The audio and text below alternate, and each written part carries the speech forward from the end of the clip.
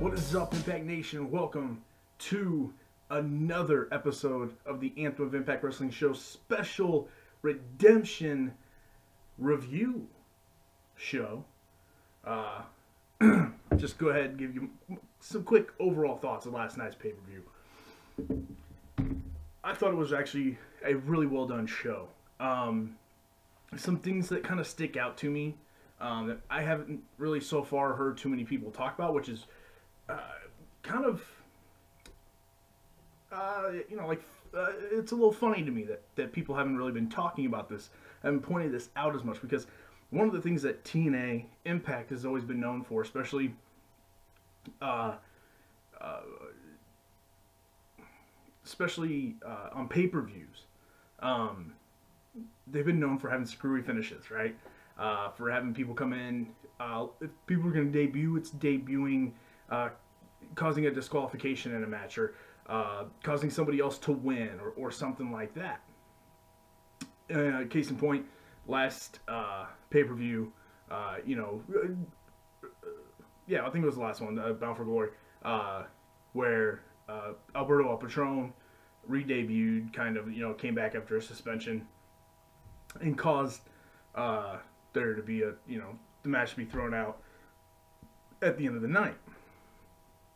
And there's been other times too, in other different types of matches. Not always the main event, but just in matches, period. Last night, not a one. Not a one.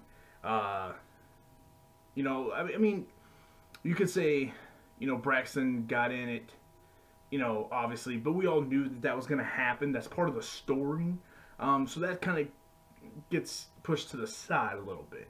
As far as Braxton getting involved in that match. But other than that, not a one, you know what I mean? Like, not like a debut, like whenever, and I'll go back, I'll talk more about this later, but whenever Tessa Blanchard debuted, she debuted on commentary. She just kind of showed up on commentary, was like, hey, I'm a knockout now. And, talked about it. She didn't get, didn't interfere in the Taya and Kiera Hogan match at all. All that stuff. It flew by. That was the quickest 3-hour show. Like, no joke. I'm not just like blowing smoke. For me, it flew. It was one of the quickest 3-hour pay-per-views I can remember watching. It flew by. Like, it was kind of one of those things where I'm like, oh man, wow. Like, it's already 8:30. Oh man, it's already 9 o'clock. Man, wow, it's already the main event. It flew by. It was fun. Like, I didn't want it to end. And whenever you get that feeling, you know you did something right. Now, was everything perfect? No, of course not. Impact still, since they're not used to doing live shows all the time, whenever they do a live pay-per-view, they always seem to have audio problems. People don't get their cues right. They run a package, and I can't tell, this might have been done on purpose, but Josh threw to the tag team package, the tag team title match package, the recap package, and it showed Josh talking to Seidel, and then they came back from that, and Josh kind of played it off like, oh hey, I didn't know that was even recorded. So I couldn't tell if they did that on purpose, or if Josh accidentally forgot that they're supposed to go to that, or what it was, because then they eventually did go to the tag team story recap video package. Another one, who was it that came out? It was during the 6-way. I can't remember who it was now. I think it was Taiji Ishimori came out, and then the headline, or the nameplate that popped up was for Phantasma. Just different things like that. Unfortunately, I don't know what was up with that one corner of the ropes. They were super slick, but because Drago and Aerostar both had problems on that. Later on, some other guys had problems getting up on that. Phoenix had problems later on in the night in that exact same spot. Brian Cage had, problems in there with slip. So, I don't know what it was. It's just that one little section. They just could not, for some reason, I guess, get those dried off enough to where people wouldn't stop slipping. But again, just the matches were good. Overall commentary so much better with Don Callis on there. I love Sanjay. Don't get me wrong. I thought he did pretty good for never really doing it before. But Don Callis is a pro. He knows what he's doing, and he's doing well. And he does a really good job of putting people over instead of just talking, you know. And I don't know. He just has this different way about him. I think it's a good contrast to what Josh can be now, and just kind of being a straightforward play-by-play guy. I think it'll work well. The new belts, oh, those are awesome. I really like these new belts. The tag team ones are kind of but even those are like really cool looking. They're, you know, I just, growing up, being a big time WCW fan, I always looked at, you know, the big gold belt. You know, we had just a beautiful golden, awesome belt. The NWA belt was even nice, you know. The Winged Eagle belt over in WWF was amazing. You know, there's a lot of really good belts that were just, you know, they were kind of the more, they look like championship trophy things. You know what I'm saying? Nowadays, wrestling belts are kind of going more towards the, I'm not going to say like toy looking. The WWE's definitely kind of are. But if you look around the other independent, Ring of Honor, New Japan, and then, like I said, the other independent circuits, they try to really personalize them to where you know that belt came from this organization. And so, like, I see where Impact's going. They have, you know, it's a good way to let people know if they see that title, they know it's an Impact Wrestling title. So I like the blue. I like the Impact. What I really do like, though, is the background stuff. For most of them, they're silver, except for the World Heavyweight Championship. That one's gold. And again, I'm not huge on silver, but I get it. It does contrast way better with the blue than, say, the gold and the blue. There's like a owl head on like the top and bottom that looks really cool. I think they all look really cool. The Knockouts one is probably my favorite one. I think that one's just absolutely amazing looking belt. I think it looks really good. The X Division one looks decent. The X Division one doesn't look too different than the one that they were using. It just doesn't have the Impact bumper sticker going across the X. The Knockouts one, though, I think looks really good. And then, like I said, and then, of course, they didn't need to touch the Grand Championship anyway. Whether or not they keep it or not, I think that the Grand Championship belt actually looks really nice. So I didn't think that they needed to change that anyway. But anyway, let's go ahead and dive in, and we'll go match by match. Oh, yeah, the new stage. Duh. Awesome. Looks really cool. Kind of reminds me, again, old WWF style with the big Titantron. The WCW kind of, it was towards the very end of WCW, they kind of went to that same look. But I like the look, the way it looks inside the Impact Zone. Because it's not just this big stage that looks really generic, or one big huge screen that looks kind of generic. It makes it look a little bit different. It makes it look like there's an actual stage that they're entering and coming down in.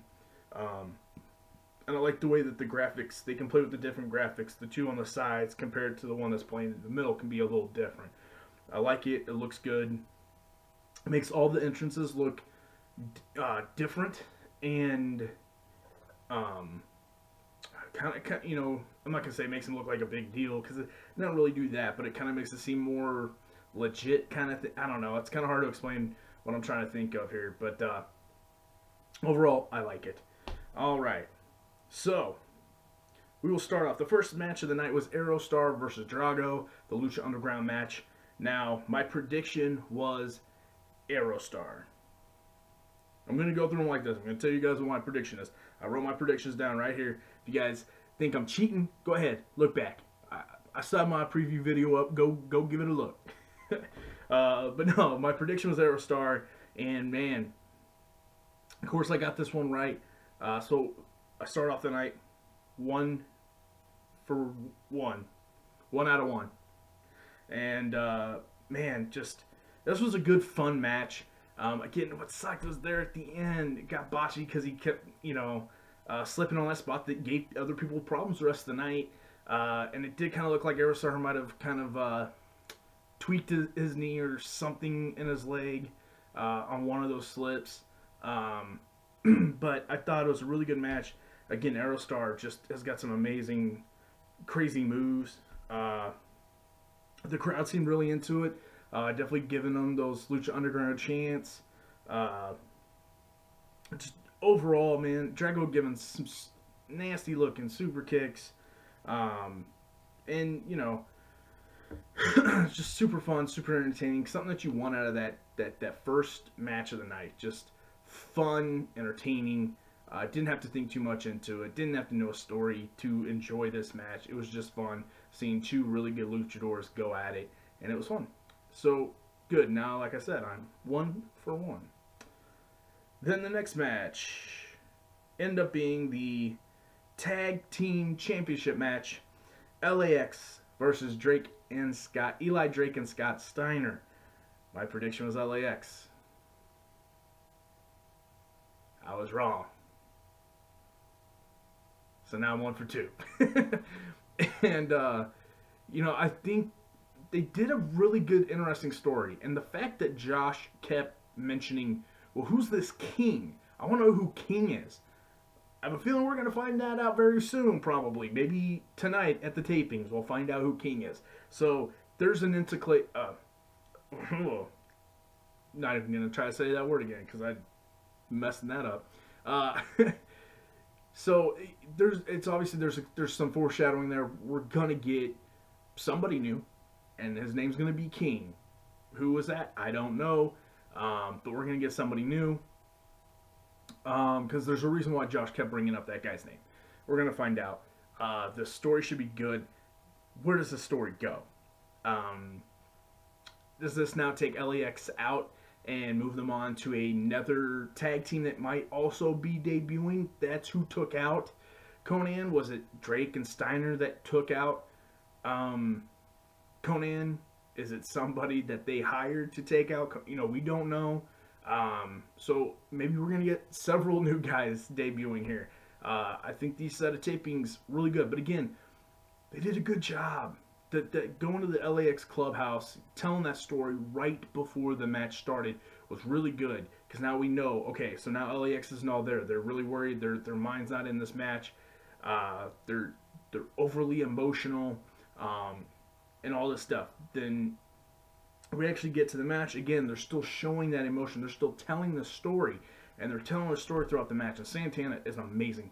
This dude, keep developing, man, because that guy is going to be a really good star. Is he going to be like this big-time World Heavyweight Champion, one of the great? Probably not, but this dude's going to be a star in his own right. He does a lot of good things. I like Eli Drake's new music. It's different. But I like it. It's a little more unique, a little more distinguished. If once you hear it, you know it's him. For a minute there was like a good couple theme songs that all kind of sound the same a little bit. There's KM, Tyrus, Eli Drake a little bit. If it wasn't for him going Eli Drake, and that's just the fact of life. If it wasn't for that part, if you just hear the song, it's very similar to all three of those guys. Kind of all have a little bit of the same. Fall of Ba has kind of the same. They all kind of have the same weird sound to it. So I do like that one. Again, I've written down here, love the story that they were telling, and it made sense. It gives a little more, as long as they follow through with it too. So I'll put that out there too. As long as they keep following with it in these next set of tapings, it gives more character to LAX. Gives them more depth. Gives them more, reasoning on who they are, why they do things. Kind of gives us some answers what the hell they're talking about, maybe, depending on where they go with this. So yeah, I really like that. Elliot, man, the match was fun. The match was actually a lot better than what I was thinking it was going to be. Some great spots, some amazing double team moves by LAX. They have some of the best double team moves. This might have been one of the most just overall entertaining matches of the night. I mean, Scott Steiner goes for a top rope Frankensteiner. Oh my God, that was amazing. And just, you know, what a great finish, just going back and forth and how they were doing all these different things. And then, of course, you know, it looks like LAX has the win, going for the street sweeper, but then Santana decides no, and he jumps off over and takes out Scott Steiner. And then, of course, Ortiz and Eli Drake are kind of going at it. Eli Drake catches Ortiz into the Gravy Train. Gravy Train 1, 2, 3. Scott Steiner and Eli Drake are your new World Tag Team Champions. Now this, and I said that was a possibility in my prediction show. I did see this as this wasn't a total shock, but now I'm really curious to see where this is going to go, because I don't think Scott Steiner's sticking around. You know, they clearly just had to bring somebody else in to put in Adonis's place to keep this story going, and obviously they have a good relationship with Scott, and Scott was willing to come in and do it. I don't see him sticking around for like a long period of time. Like, I don't think Scott's sticking around till Slammiversary to go through whatever these, you know, storylines are going to be.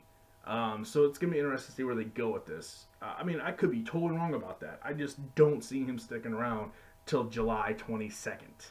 That's a long time for somebody as old as Scott to do. I would think. I don't know. But anyway, after that match, I'm trying to remember now what match was next. Oh, yeah, it was the six-way match. Okay. Sorry, all these, I put those in a certain order whenever I did my predictions, and then I just left them in that order, and then wrote notes under each one. So now I'm trying to remember the layout of last night's pay-per-view. So anyway, we go to the six-way matchup. It was Brian Cage versus Desmond Xavier versus Trevor Lee versus El Hijo de Fantasma versus Taiji Ishimori versus DJZ. Now my prediction was Cage. I'm now 2 for 3. Because Cage does win. And man, what a match. And everybody was worried, oh, Cage is going to go in there and he's going to destroy the X, he's going to bury the X Division. No, you know why? Because Cage can do X Division style shit. You know, what I was excited for was because we've seen Brian Cage and Lucha Underground do this type of stuff. He wrestles luchadors on a very consistent basis. Yeah, he does overpower people, and he still puts that, you know, still did those type of moves.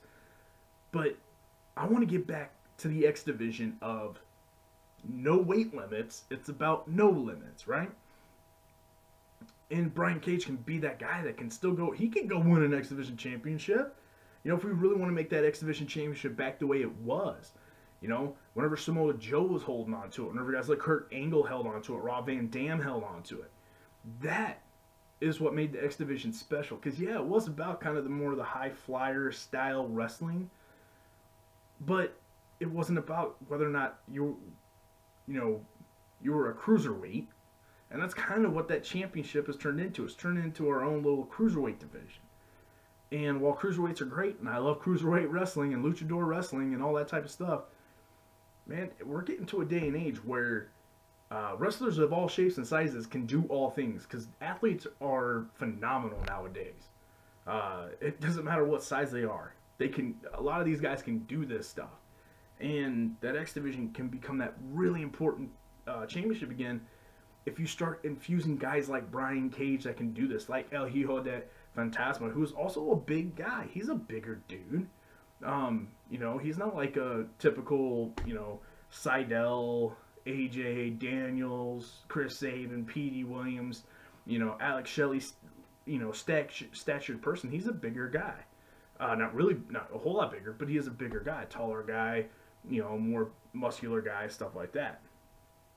But we got exactly what I would want out of this type of match. Good spots, crazy spots. They still were telling a story too, which was great, especially with Brian Cage, because it was a Brian Cage showcase match. but he didn't like they didn't ruin the quality of the match to get him over.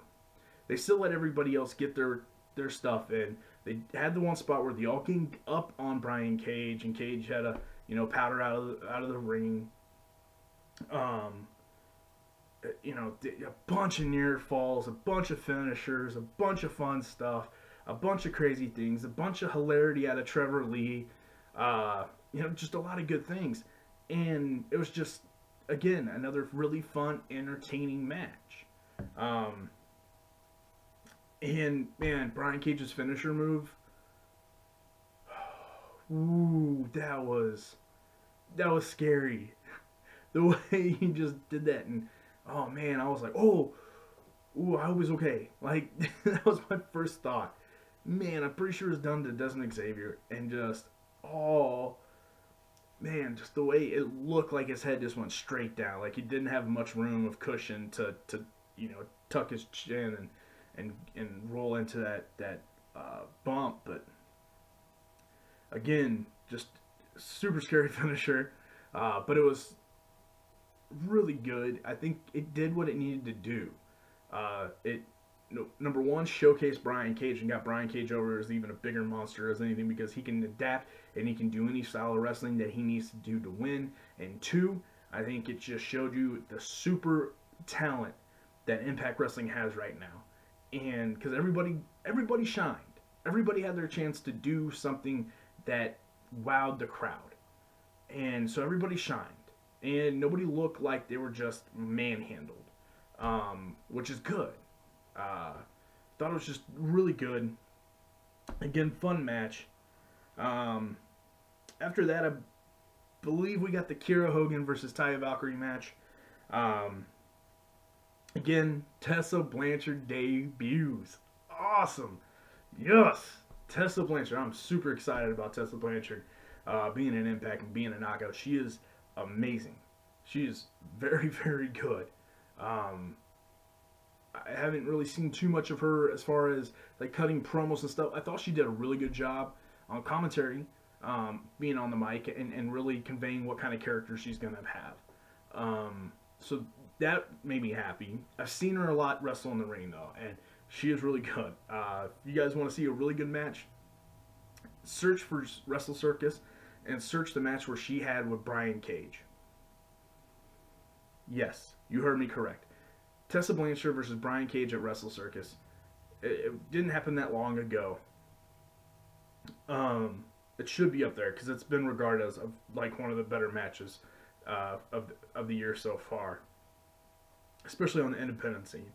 And it's a matchup that you're like, whatever. And again, this is where I kind of come in with the whole. I've talked about this on the Impact, the last Impact review. I'm not big on intergender wrestling. I don't hate it. I'm just not huge on it because I get it, wrestling's fake. But at the same time, the whole purpose of professional wrestling is to work you. And to work me, a man and a woman, unless they're closer to size, I'm not going to believe. And Tessa Blanchard versus Brian Cage, I'm not going to believe. But since I know wrestling's fake and I know wrestling's an art form, I can at least look at that match differently than I would at, a Brian Cage versus Trevor Lee match. You know what I mean? I can look at it differently and I can appreciate it for what it is. And that match was just really, really good. A lot better than what you think it'd be. So she's really, really good. And the way that they were teasing, it sounded like it could be Tessa versus Taya. Yes, please. That feud could be amazing. Please give me that. Yeah, that'd be great. But yeah, Tessa Blanchard's awesome. I know some people, I've seen some people on Twitter talk about, there's been a lot of people that have said, awesome, amazing, love that Tessa's an Impact. But I have seen some people that come on, and this is kind of the bad part of the wrestling fan base, especially for Impact. Whenever they come out and they say things like, "Whoa, why did they sign Tessa? All she's going to do is be here and then leave again." Well, I'm sure she'll probably leave at some point. Yeah. Impact's done signing people long term. They have their handful of people that they do have for a decent, contract size. But the rest, they just kind of signed for so much. Um, and Tessa could be that person. Tessa could just be here for maybe a year, if not less, because they just want to add. This can be a new kind of big upcomer. Okay, we're gonna throw her in here. I mean, just because she dates Ricochet, um, as far as I know, she's still dating Ricochet. Just because Ricochet works over there doesn't mean that she's going over there. Yeah, she wrestled in the Mae Young Classic. Yeah, she has wrestled on one-off appearances for NXT before. That doesn't mean anything.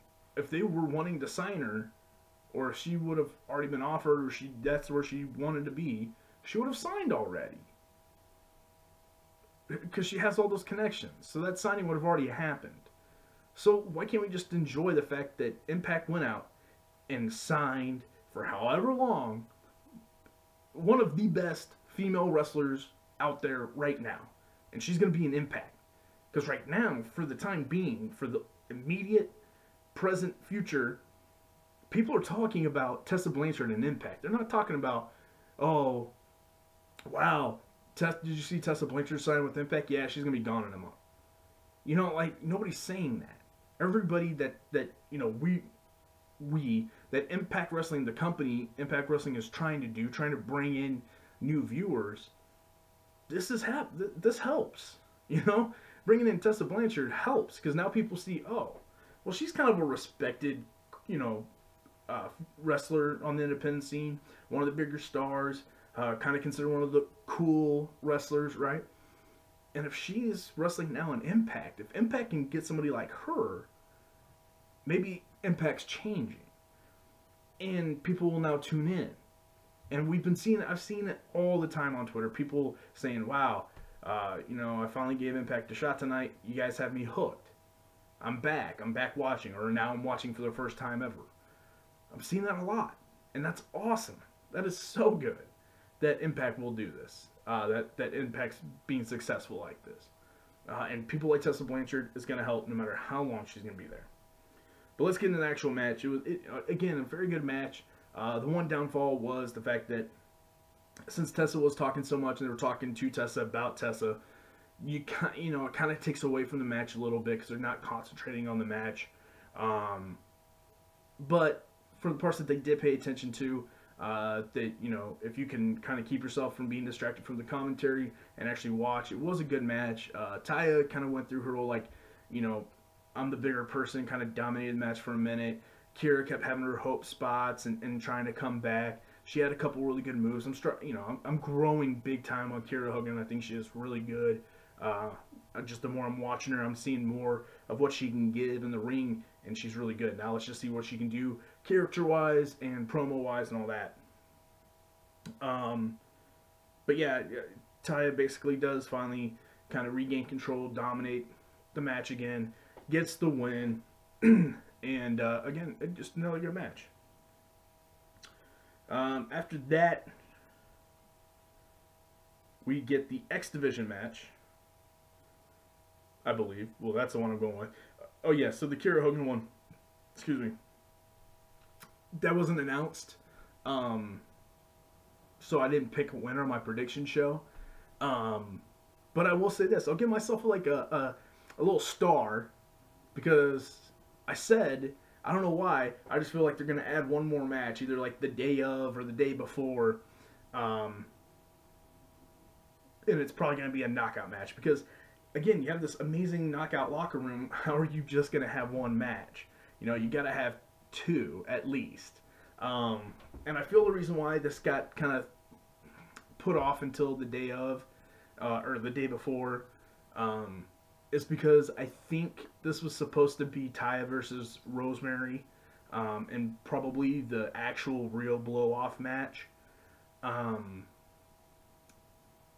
But Rosemary's still hurt, as far as I know. She was at WrestleCon. I don't know if she wrestled at all down there. I know she obviously didn't wrestle for the Impact Lucha Underground. But whenever she was on Twitch, doing her thing, getting her future read, and whenever we saw her, whenever the Knockouts were getting ready for their party, she was limping a lot, and she always had that brace on her knee. So I'm guessing she was still hurt. Maybe we'll see her at the tapings. I don't know. Whether she wrestles or not, I don't know. But I think that's what it was supposed to be. And instead, they're like, all right, we'll put in Kira as somebody else that they can just put together a good match. But that's just kind of what I was thinking. But so I'll give myself a little star for that one, because I kind of predicted the fact that I knew that there's gonna be one more match. All right, so anyway, let's get into the X Division match: Matt Sydal versus Petey Williams. My prediction was Matt Sydal, so now I am 3 for 4. Because Matt Sydal did win. I like the pre-tape that they showed. Basically, Josh kind of saying, "Hey, you know what? You're good. Okay, our plans of having me manage you are not gonna happen now. So, thanks, JB." No, but yeah, they wrote it off. They just kind of gave you an ending, but at least they did that. Impact of the Past just would have dropped it and kind of done like what WWE does now. Just drop it and pretend like it never happened, really. Just never talk about it really again. It just stops. At least they gave you a little quick pre-tape and, kind of said, Josh is like, yeah, okay, well, I'm done being your manager. Okay, bye-bye. Anyway, but for the match itself, for these two guys, I thought the match moved a little slow for what I was expecting from these two guys. From Petey and Matt, I would have figured it would have been a little more high-paced or fast-paced, a little more high-flying, and it quite wasn't. Eventually, it started getting really good. I thought the storytelling throughout was good. And then the whole finishing sequence of the different moves, the going for the Canadian Destroyer, but then he rolled out, and all this other stuff back and forth, and the counterings and whatever, was done really well. And then, of course, finally, Matt Sydal did hit the 450 and got the win. Good, fun match. Good storytelling. Again, it moved a little slow for me, but that's just more of kind of what my expectation was going in. Didn't really make the match bad. It just wasn't exactly what I was expecting from these two guys. So then we go to the House of Hardcore match. Get Eddie Edwards, Moose, and Tommy Effin Dreamer versus OVE. Of course, my prediction was Team Eddie. And specifically, I thought Eddie would get the pin. I was wrong. So now I am 3 for 5. Again, though, this is something that I also talked about. I could see OVE winning. I just thought that, and it's clear that they're definitely continuing this feud. I just thought that they were going to go old school way of, now the babyface got the win, but that makes the heels even more pissed. Now they're going to come at them even stronger, which would then force the story to continue. And like I said, I think this match, or this feud, will finally end at Slammiversary in a really big one-on-one brutal match between Sammy and Eddie. But they didn't go that way. They kind of did, but not really. Wow, this match started just guns a-blazing, and it was amazing. Like, just flying Jay Chris with the, trying to fly out, but then Moose catches him, and Moose gives him a apron power bomb. That was sick. This match just started off super fast. Again, they still were telling a good story. I know that's kind of weird to say in this type of hardcore match, but they were, like, the way everything would happen, and Eddie and Sammy, and like him constantly trying to get after him, and it was just really good. It wasn't just a spot fest. It wasn't just, hey, let's see how many times we can throw people on weapons and make people bleed or do this and that. There was still some wrestling in there. There was still, some moves, and like I said, some storytelling. Sammy does get the win for OVE by rolling up Tommy Dreamer. Again, there was a bunch of awesome spots. I'm not going to go back over it play by play, but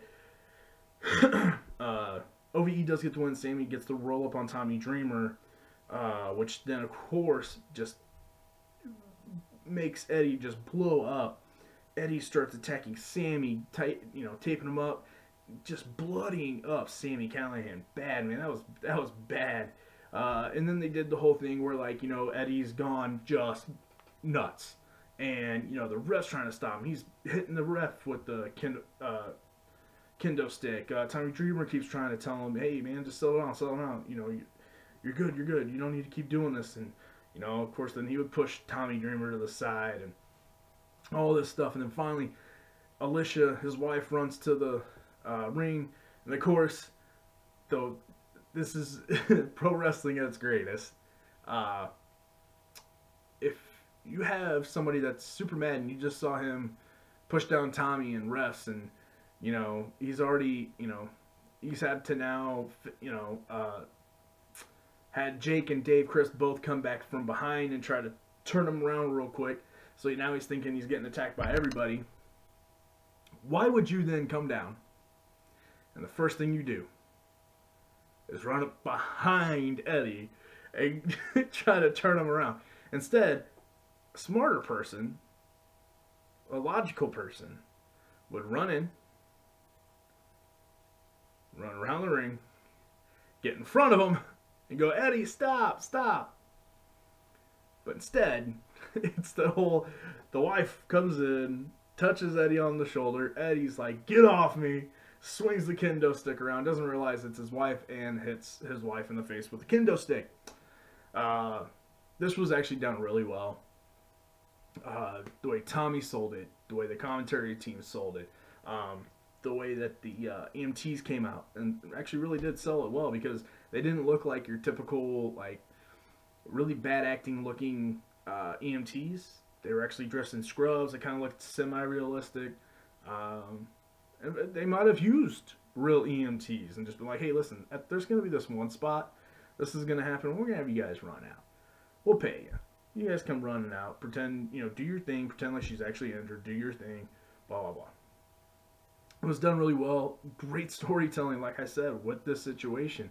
What are they doing with Eddie? Are they going to have him go kind of almost heel? Is he now going to be blinded by rage? Does he need to go after Sam even more now? Where is this going? And how is this going to change Eddie Edwards? And this is going to be amazing. I really like this match. It was a lot of fun. And again, great storytelling. Out of nowhere. For this type of match, great storytelling. Then we get the Knockouts Championship match. Ali versus Su Yung. And I picked Su Yung. So now I'm 3-6. Now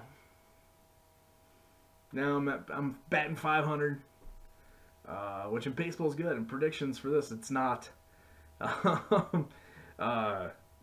To be honest with you, this is the one where I was happy that Ali won, because I said this in my prediction thing. I didn't want Ali's title reign to be so short, but I would figure that she would still be in the main event, because now you have Su Yung with the title and Ali chasing, and she's really good at chasing, and that would lead to a Slammiversary match between Su Yung and Ali, and then you could step it up a notch and make it some kind of last woman standing, a ladder match, something to win. A false count anywhere. It could just been like something easy, like a false count anywhere. Type match then. And I think that would have been kind of, as much as I didn't want to see Ali lose, I think that just kind of would have been a better story. Because now what? You know what I mean?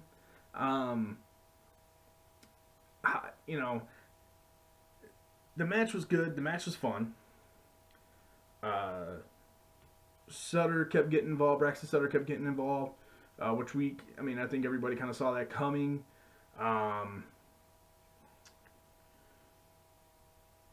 To begin, Su Yung really dominated and showed some good stuff. I'm becoming a big fan of Su Yung. She's actually really good. Ali's still stepping up her game. She's really good. Towards the end of the match, Ali gets a big super kick on Su Yung. She goes for the pin. Braxton does the whole get up. Then finally, Ali kind of got the receipt on Sutter by being able to slap him off the apron. Su Yung goes for the kill switch, but Ali counters it, falls over, rolls her up, gets the pin 1, 2, 3 to retain the Knockouts Championship. Which is awesome. Again, like I said, I'm glad that she won, but it was just kind of like, if I'm thinking storytelling wise, I think there was more story to tell with Su Yung and Ali. Just you put the title on Su Yung and then move everything forward. Because then after the match it was kind of weird. Sutter did his whole like, proposes to Su Yung type thing, but Su Yung wasn't having it. Missed him, gives him the mandible claw, and then she leaves. So, who knows where any of that's going. But hey, it'll be interesting. It still leaves me wanting to see what's gonna happen, but in a different way than if it was Su Yung wins, especially thanks to a Sutter assist. But we'll see what happens. We'll see who Ali's new contender is, number one contender is. Yeah, it'll be interesting to see. We'll see what happens. But then finally, we've got the main event of the night. Austin Aries, Phoenix, and Pentagon Jr. My prediction was Pentagon Jr.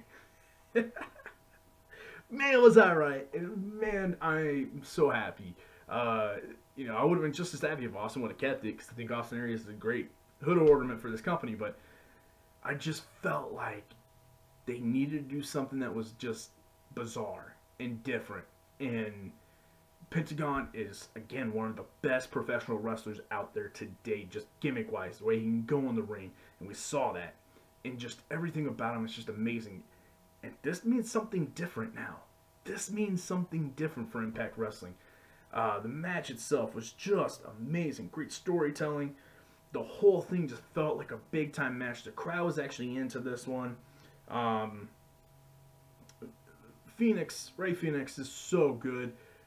He's so smooth in the ring with all of his different high spot moves. Just the way that the end of this match too, all the different things, all the different moves, the near falls. I remember watching like the whole last, couple minutes of the match, just like, oh my god, it was amazing. The whole match was so good, and then of course, the fact that Pentagon Jr. wins, that was amazing, and easily the match of the night. If Dave Meltzer can't give that at least 4 stars, I don't know what Meltzer's watching, but because I give that at least 4.5. That match was awesome. Just so much fun, so many good spots. Man, just that nasty pullback armbar, nasty whenever Pentagon goes to break arms. It's always so nasty looking. He's so good. And now I can't wait to see what happens, because now he's the champ. So now what? Now where do they go with this? Man, this is going to be good. This is going to be good.